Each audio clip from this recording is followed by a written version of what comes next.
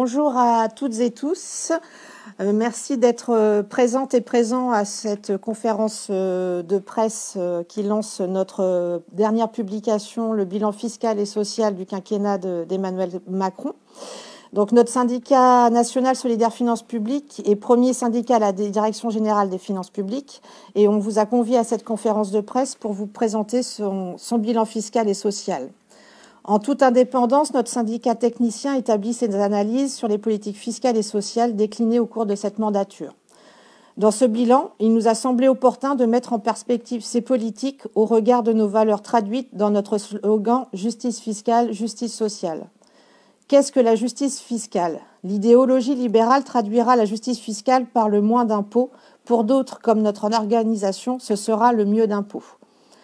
Pour notre organisation, le rôle et la place de l'impôt doivent servir la justice sociale. En effet, un impôt juste, progressif, confortera le consentement et contribuera à réduire les inégalités et assurer une meilleure répartition des richesses. C'est à travers ce prisme que nous avons établi ce bilan fiscal et social. Les 5 dernières années auront été marquées certes par un contexte inédit et exceptionnel, mais jamais les inégalités n'auront été aussi importantes, les riches plus riches et la destruction de notre modèle social basé sur la solidarité aussi forte. Alors que la période de cette campagne électorale est ouverte, pour que nos concitoyens et concitoyennes puissent opérer leur choix de société dans les urnes, il est fondamental d'avoir un débat éclairé qui nécessite de faire un bilan de la période passée. Sur nombre de sujets sociétaux, dont la fiscalité, les services publics et la protection sociale, notre syndicat est force de proposition, comme la remise à plat de notre système fiscal afin que le consentement à l'impôt retrouve son sens. Les premières étapes sont le nettoyage de l'ensemble des niches fiscales, retrouver plus de progressivité en matière de fiscalité des particuliers, retrouver un équilibre du poids de la fiscalité des entreprises, appliquer un taux zéro sur les produits de première nécessité en matière de TVA, agir au niveau européen et international pour une harmonisation fiscale. 2. Les moyens juridiques et techniques et humains pour lutter efficacement contre la fraude et l'évasion fiscale qui grèvent le budget de notre État de 80 milliards d'euros par an.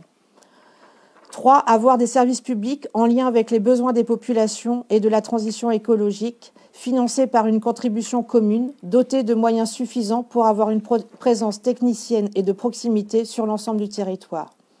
Enfin, une protection sociale basée sur les solidarités et répondant aux besoins comme la perte d'autonomie. Aussi, notre syndicat apporte sa modeste contribution dans ces domaines de prédilection et participe à sa manière au débat démocratique. Je vais vous présenter les camarades qui ont travaillé sur ce bilan fiscal et social. À ma gauche, Linda Sely, qui présentera le bilan fiscal. À ma droite, David Boilet sur les services publics et à ma droite de ma droite, Michel Roux qui a travaillé sur le bilan social. Je vais leur laisser à chacun d'entre eux et chacune d'entre elles le temps de l'expression. Je vous remercie. Le bilan fiscal du quinquennat d'Emmanuel Macron, il pourrait se résumer à 2 mots, injustice fiscale. Et bien sûr, ce matin, on va développer un peu le propos et on va montrer comment les mesures prises, elles ont en fait contraint les recettes publiques, elles ont aussi aggravé les inégalités et puis pourquoi elles se révèlent complètement inefficaces. Donc on a un quinquennat qui est marqué par la diminution des recettes publiques, avant tout la réduction des impôts de l'entreprise et notamment du taux d'impôt des sociétés qui est passé de 33,33% en 2017 à 25% à la fin du quinquennat, ce qui a fait perdre plus de 30 milliards d'euros de recettes publiques en 4 ans. Évidemment, ce taux déjà abaissé, il est en plus amoindri par différents dispositifs d'exonération. Deuxième offensive, la baisse des impôts dits de production, dont certains ont été diminués de plus de 50% au prétexte que ces taxes, elles étaient déconnectées du résultat des entreprises et donc pénalisantes pour les sociétés. Et puis, côté particulier, on a la suppression de la taxe d'habitation qui représente le tiers des recettes fiscales des communes et qui a engendré de nouvelles pertes de recettes publiques au niveau territorial cette fois-ci. Donc on est donc face à une baisse drastique des rentrées d'argent public dans les caisses de l'État et cette diminution des recettes, elle va s'accompagner de nouvelles réformes fiscales qui favorisent les plus riches. Dès 2018, Macron met en place le prélèvement forfaitaire unique sur les revenus des capitaux mobiliers. Donc là où avant, ces revenus ils étaient imposés aux taux marginaux, c'est-à-dire qu'ils rentraient dans l'assiette de l'impôt sur revenu et donc ils pouvaient être imposés jusqu'à 45% en fonction de l'importance des revenus. À présent, ils sont taxés au taux unique forfaitaire de 30%. Et ce taux de 30%, en fait, il inclut l'impôt sur le revenu, 12,8%, et les prélèvements sociaux, 17,2%. Donc, vous imaginez bien que quand on est sur des revenus qui peuvent être taxés jusqu'à 45%, la différence entre 12,8% et 45%, elle est énorme. Et c'est tellement une aubaine qu'on a observé en 2018 et en 2019 plus de 310 foyers qui ont enregistré une augmentation de plus d'1 million d'euros de leurs dividendes. Deuxième mesure, la suppression de l'impôt de solidarité sur la fortune qui a été remplacé par l'impôt sur le patrimoine immobilier qui exclut le patrimoine financier de son assiette. Et là encore, c'est un très beau cadeau fiscal puisque en 2017, l'impôt de solidarité sur les fortunes rapportait 4,23 milliards d'euros à l'État et en 2020, l'impôt l'IFI, enfin l'impôt sur la fortune immobilière n'en rapporte plus que 1,56 milliard. Résultat, on a des revenus du capital qui sont moins imposés que les revenus du travail et un impôt qui devient dégressif, mais seulement pour les ultra-riches. Donc cette politique antisociale et fiscalement très injuste, elle est complétée par le retour parce que c'est Sarkozy qui l'avait mis en place il y a quelques années, le retour donc de l'exonération des heures supplémentaires et des primes exceptionnelles. Et donc tout ça, à nouveau, pour la somme de 1,9 milliard d'euros. Enfin, pour finir, en 2022, il y a toujours plus de 470 niches fiscales qui sont recensées pour un coût estimé à 91,4 milliards d'euros. Et lorsqu'on étudie l'efficacité de ces niches fiscales au regard des coûts budgétaires qu'elles engendrent, il s'avère que pour bon nombre d'entre elles, on constate une inefficacité sur l'activité économique et bien souvent même un bénéfice qui va se faire pour les ménages les plus aisés ou les entreprises les plus importantes. Par exemple, le crédit impôt recherche qui a généré finalement peu d'investissements en matière de recherche, ou alors le crédit impôt des services à la personne, où là c'est pareil, en face il y a très peu d'emplois créés et finalement peu d'effets redistributifs. On se rend compte qu'il va bénéficier essentiellement aux ménages les plus aisés. Et puis, dernier exemple, la taxe carbone, où là on observe un manque de lisibilité et de nombreuses incohérences sur sa mise en application. Donc, de notre point de vue, c'est un bilan fiscal qui est catastrophique et qui est marqué par la réorientation des ressources budgétaires en faveur des professionnels et des contribuables les plus aisés, qui est marqué aussi par l'affaiblissement de la progressivité des impôts des ménages et une augmentation des dépenses fiscales en faveur des plus riches. Et tout ça, ça a comme conséquence un fort accroissement des inégalités. On va laisser la parole à David Boilet sur les services publics.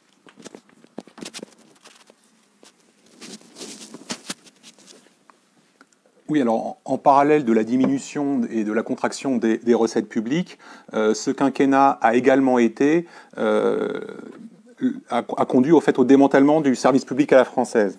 En matière de service public, ce quinquennat s'inscrit dans la continuité des précédents, consistant à supprimer systématiquement les implantations des services, à réduire les effectifs et à diminuer les budgets qui y sont consacrés.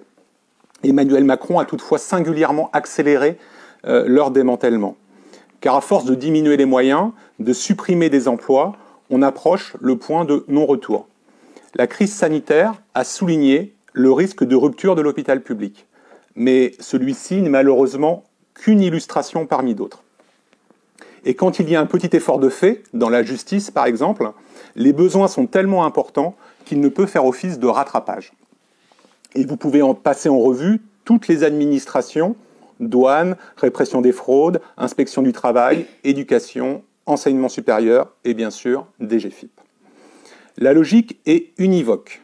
Le pouvoir politique détermine discrétionnairement la baisse des moyens financiers et humains et il revient ensuite à l'administration d'adapter le service public aux moyens.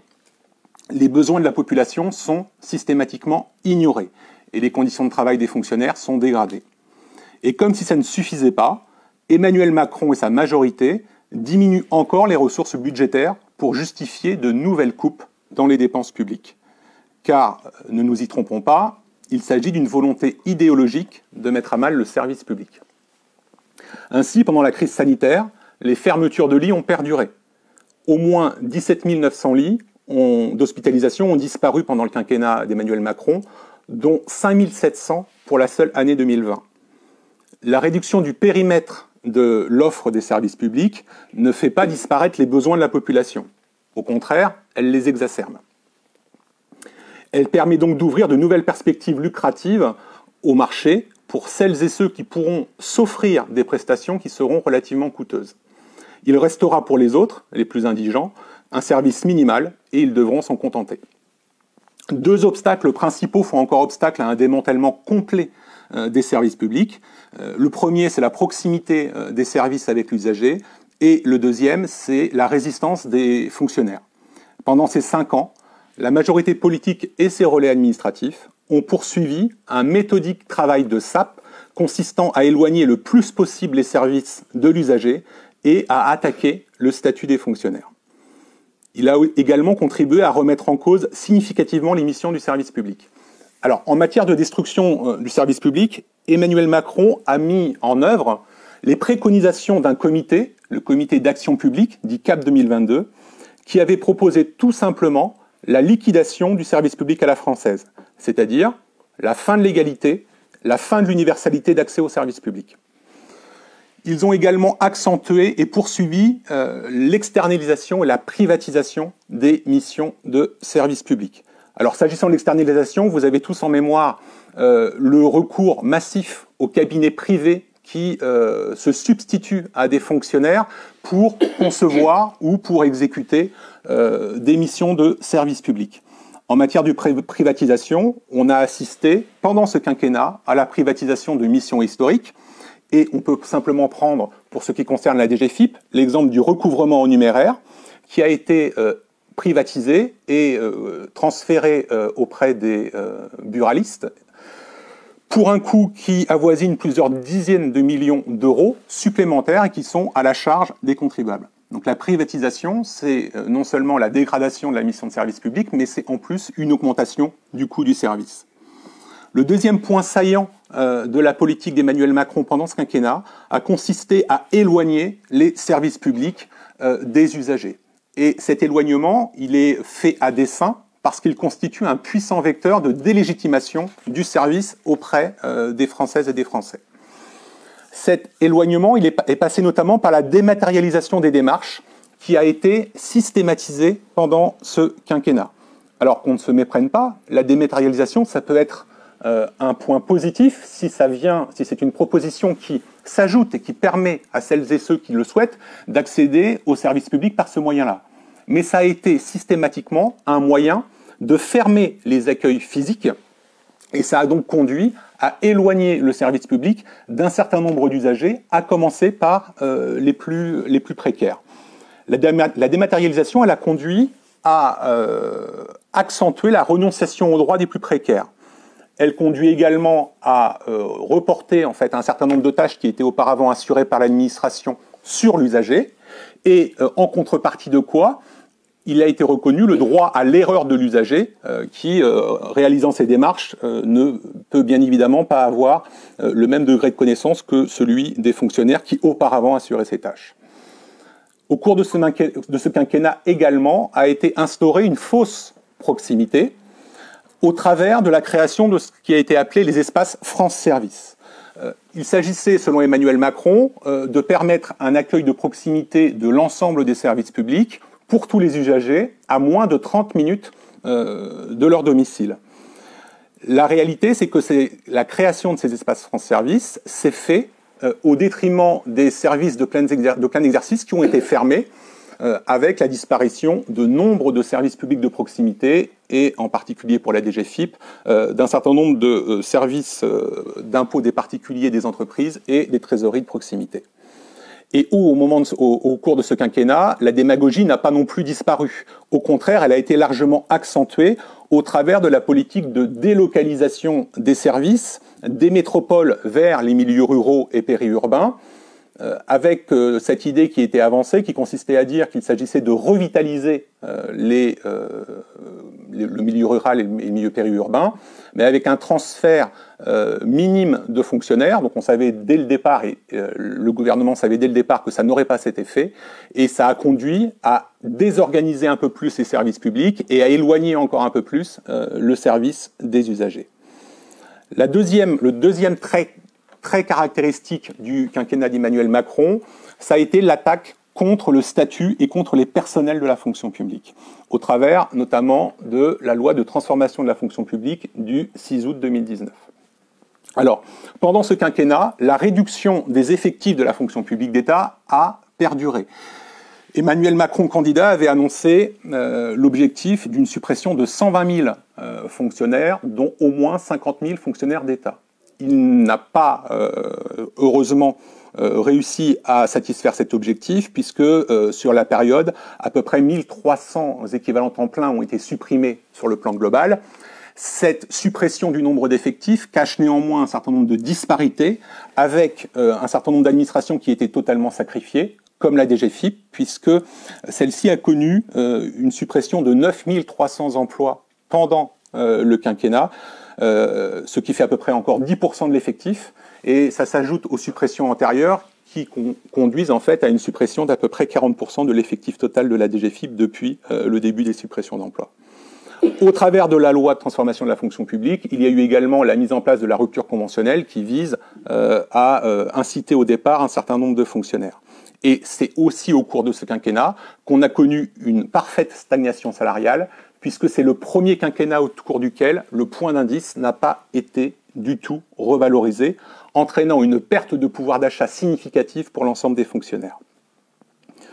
Le deuxième aspect de cette réforme et cette attaque de la fonction publique, elle porte sur la banalisation de l'emploi public, avec la possibilité de généraliser le recrutement de contractuels dans la fonction publique, et non plus simplement de recourir aux contractuels pour subvenir aux absences ponctuelles. C'est désormais la possibilité pour les administrations de recruter des contractuels en lieu et place des fonctionnaires, ce qui a deux effets. S'agissant des cadres supérieurs, ça conduit à accentuer le mélange des genres avec la possibilité d'aller-retour public-privé qui deviennent en fait une généralité. Et puis pour le plus grand nombre, pour tous les autres contractuels, c'est la précarité qui est érigée comme règle et la servilité, parce que la contractualisation, c'est aussi la perte d'indépendance des agents par rapport à la hiérarchie. Enfin, au cours de ce quinquennat, il y a eu une remise en cause de tous les droits et garanties des fonctionnaires au travers de la disparition des instances démocratiques qui assuraient le contrôle de la gestion des personnels. C'est la fin des commissions administratives paritaires, et ça a été également l'individualisation des carrières et des rémunérations, avec la mise en cause de la linéarité des carrières et l'indépendance des fonctionnaires. Michel Roux va introduire la partie sur la protection sociale.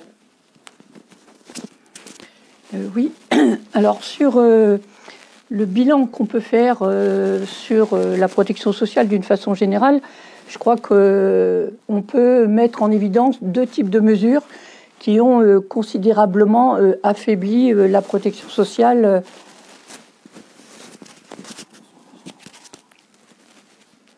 Ça va ? Oui, donc on souhaiterait mettre en évidence, nous, deux types de mesures. Dans un premier temps, les mesures qui ont conduit à assécher les recettes de la sécurité sociale, et de l'autre, celles qui ont réduit le niveau des prestations sociales. Et quand on parle de prestations sociales, on sait que ça touche les personnes les moins favorisées ou les plus fragiles de la société.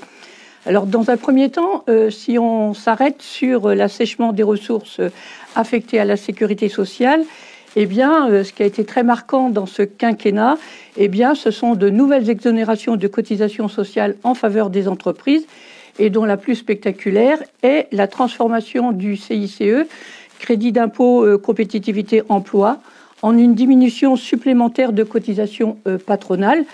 Et ce n'est pas négligeable puisque ça aboutit à une baisse de la cotisation d'assurance maladie de 6 points pour des salaires inférieurs à 2,5 SMIC. Donc on voit que le niveau retenu est très haut alors que le dispositif Fillon prévoit des réductions jusqu'à 1,6 SMIC. Et ce qu'on peut remarquer, c'est que durant ce quinquennat, eh bien, le montant des exonérations patronales, il s'élève aujourd'hui, enfin en 2021, à 68 milliards d'euros. 68 milliards d'euros, ce n'est pas une bagatelle. Alors qu'en 2018, on était à 42 milliards. Donc on voit bien les 20 milliards supplémentaires, plus de 20 milliards dus au CICE. Et on n'était qu'à 30 milliards en 2010. Donc on voit bien une explosion des exonérations de cotisations sociales des entreprises. Et on sait aussi que, d'une façon générale, la réduction du coût du travail et notamment la baisse des cotisations patronales, eh bien, c'est l'argument qui est ressassé, rabâché, et par notamment le patronat, pour qui le coût du travail est trop onéreux. Il est trop cher par rapport à d'autres pays, notamment européens. Et donc, à ce titre, le patronat ne cesse de réclamer des baisses de cotisations, et ce que les gouvernements acceptent régulièrement au fil du temps. Ce n'est pas nouveau, puisque ça date des années 80. Alors aussi, ce qu'il faut voir dans le paysage, c'est que si, depuis 1994, les exonérations de cotisations patronales sont compensées, avec la loi Veil, ça n'empêche qu'on aboutit à un transfert, parce que ce qui n'est plus payé par les entreprises, eh bien, l'est payé par d'autres, et notamment les consommateurs et les consommatrices, puisqu'on sait qu'aujourd'hui, il y a 28% de la TVA qui est affectée à la sécurité sociale, et la majorité est affectée à l'assurance maladie. Mais ce qui veut dire que ce qui n'est plus payé par les entreprises, eh bien, l'est payé par les consommateurs au travers de la TVA, qui est un impôt particulièrement injuste. En plus, ce qu'il faut savoir, c'est que à compter de 2019, il y a une décision qui a été prise de ne plus compenser systématiquement toutes les nouvelles exonérations qui pourront être décidées par le gouvernement. Donc, cela signifie qu'à terme, si des nouvelles exonérations interviennent, eh bien, il y aura un nouveau creusement du déficit, notamment de l'assurance maladie. Autre disposition qui a été prise, qui conduit à l'assèchement des recettes de la sécurité sociale, c'est la décision prise en août 2020 de faire financer la dette Covid de la sécurité sociale, parce qu'en 2020, la sécurité sociale, comme le budget de l'État, a dû faire face à des dépenses exceptionnelles, dues à la pandémie. Et alors que le budget de l'État aussi a un déficit beaucoup plus important, mais pour le moment, il n'a pas décidé de la façon dont la dette serait remboursée. Or, pour la dette de la sécurité sociale, alors que, je le rappelle, on était quasiment sorti d'une période de déficit chronique, eh bien là, on a replongé, effectivement, et c'est normal, puisqu'on a dû faire face à des dépenses de santé très conséquentes. Eh bien, au lieu de se dire, on verra un peu plus tard comment financer la dette liée à la Covid, eh bien, le gouvernement a décidé de prolonger la durée de vie de la CADES, la Caisse d'amortissement et de la dette sociale. Il l'a prolongée de 9 ans, c'est-à-dire jusqu'en 2033. Or, la CADES, sa durée devait s'achever en 2024, ce qui pouvait laisser entendre, ou plutôt imaginer, que les 18 milliards d'euros qu'on affectait chaque année à la CADES pour rembourser les dettes sociales précédentes, eh bien, on allait pouvoir bénéficier de ces sommes, pour améliorer un certain nombre de prestations, et on pouvait penser à la perte d'autonomie ou au système des retraites, qui connaît quelques difficultés financières. Eh bien, le gouvernement a décidé que bien, ce serait financé par un prolongement de la CADES. Et quand on réfléchit à comment est financée la CADES, c'est-à-dire qu'elle est financée avec les 0,5% de CRDS, hein, que chacun connaît, et par une fraction de CSG, eh bien, comme les entreprises ne sont pas soumises à ces deux cotisations, eh bien, ce qui veut dire ce seront les salariés et les retraités principalement qui vont financer la dette Covid. Pardon. Donc ça, c'est une des premières mesures qui ont conduit à sécher les ressources affectées à la sécurité sociale. Deuxième aspect, c'est une succession de mesures ponctuelles et une réforme, celle de l'assurance chômage, qui ont été prises pour réduire les dépenses sociales. Hein. D'un côté, Linda vous a dit que eh bien, le gouvernement avait enrichi les riches puisqu'il avait réduit la fiscalité des plus riches. Eh bien là, on va réduire les dépenses sociales et qui bénéficient aux plus défavorisés. Et j'ai identifié quelques mesures qui sont très révélatrices du sens qui est donné par le gouvernement au social. Eh bien, c'est la sous-indexation des prestations sociales et des minima sociaux. Les sous-indexer ces prestations-là par rapport à l'indice du coût de la vie, eh bien, c'est appauvrir ces populations-là parce que leur pouvoir d'achat baisse. À noter que, dans ce même temps, seuls 2 minima sociaux échappent à cette sous-indexation. C'est l'allocation adulte handicapé et puis c'est l'ASPA, l'allocation de solidarité pour les personnes âgées, à savoir l'ex-minimum vieillesse. Et on voit bien là que cette revalorisation pour notamment l'allocation adulte handicapé et pas le RSA, et on voit bien là qu'il y a une volonté de punir quelque part les personnes qui sont sans emploi et qui sont accusées de tous les maux aujourd'hui et notamment de ne pas rechercher d'emploi. Ensuite, ce qui a été aussi spectaculaire pendant ce quinquennat, ce sont les coupes budgétaires dans les aides au logement. Alors vous le verrez, dans le rapport, elles sont détaillées, mais ça se chiffre quand même à plus de 5 milliards d'euros, soit plus de 12% du montant budgétaire qui était consacré. Donc c'est dire que les aides à la personne et les aides à la construction ont connu une réduction très importante. Et on peut se dire là aussi que cela aura des conséquences pour la suite, et notamment en termes de construction de logement social, alors qu'on sait aujourd'hui que le logement, c'est un besoin essentiel et qu'on sait que de nombreuses, la Fondation de l'Abbé Pierre estime à 4 millions de personnes, les personnes qui sont mal logées. Donc il y a des besoins sociaux très importants, alors qu'on coupe les crédits budgétaires dans ce secteur-là. Ensuite, la réforme qui a été très prégnante dans ce quinquennat, ça a été la réforme de l'assurance chômage. Et ça a été vraiment une réforme emblématique de la conception du social, la conception qu'a le gouvernement. Et il faut s'en souvenir, parce que ça a été annoncé comme une réforme, soi-disant qu'on allait rendre, l'assurance chômage, on allait la rendre universelle, à savoir qu'elle allait s'étendre à d'autres bénéficiaires. Au bout du bout, il y a 1000 personnes peut-être qui ont bénéficié de cet élargissement. Ensuite, ce qui a été dramatique, j'emploie véritablement ce terme-là, à juste titre, ça a été de dire on va redonner du pouvoir d'achat aux salariés en supprimant la cotisation assurance chômage de 2,4 points.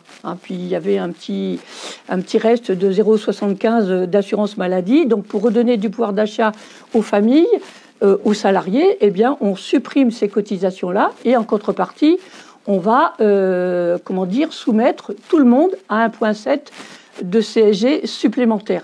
Et là, c'est oublier que la CSG, tout le monde y contribue, mais en revanche, de l'assurance chômage, notamment les retraités qui sont soumis et les fonctionnaires qui n'ont rien gagné dans l'affaire, eh bien, ce tour de passe-passe est particulièrement dramatique parce que on fait financer aujourd'hui les cotisations salariales supprimés par de la CSG, alors que les allocations chômage sont des revenus de remplacement qui, logiquement, étaient financés par des cotisations et par des cotisations proportionnelles aux revenus et qui dépendaient d'un certain nombre de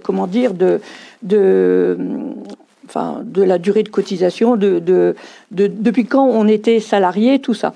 Et donc, au final, on a une réforme qui a durci très considérablement les conditions d'indemnisation, c'est-à-dire que les chômeurs et les chômeuses, c'est-à-dire les privés d'emploi, eh bien, auront un moindre niveau remplacement du fait de cette du fait de cette réforme.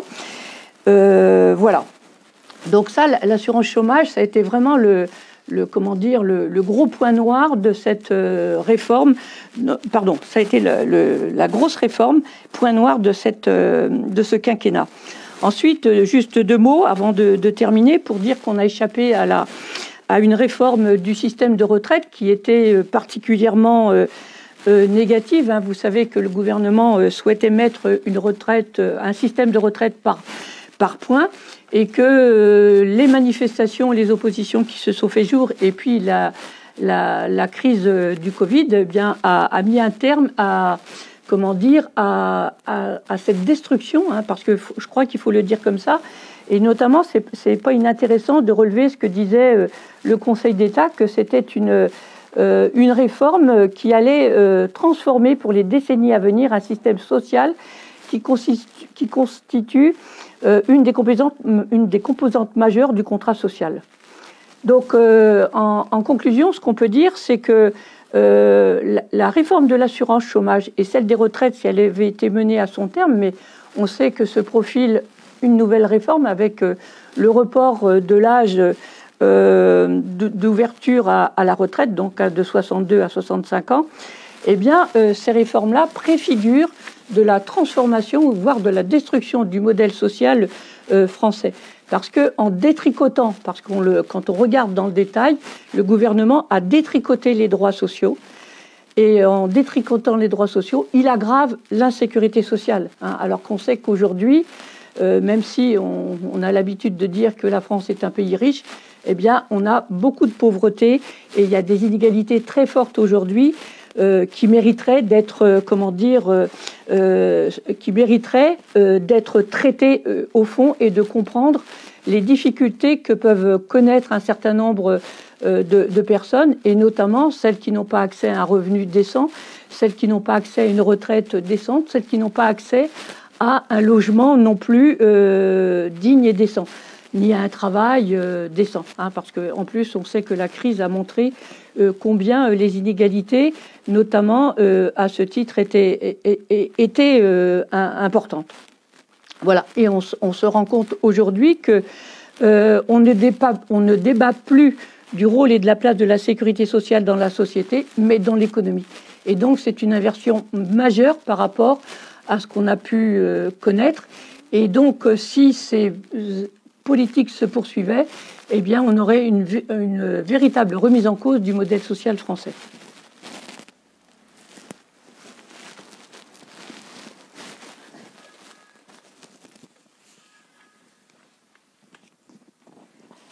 Donc, je vous remercie pour ce moment d'expression, et vous avez vu que notre syndicat fait ce bilan de façon traditionnelle, ce n'est pas une nouveauté puisqu'on a dans notre histoire fait des bilans essentiellement fiscaux sur les quinquennats et sur les mandatures précédentes depuis 81.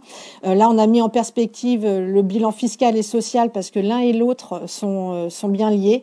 On peut déterminer des politiques sociales en prenant la composante de son financement, et la fiscalité joue un rôle majeur dans ce cadre-là. Aussi, je vous invite les uns, les unes et les autres à parcourir et à avoir une lecture attentive de notre bilan fiscal et social pour la mandature 2017-2022.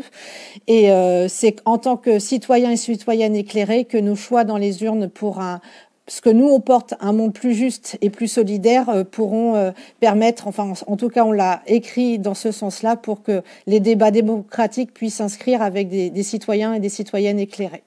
Je vous remercie.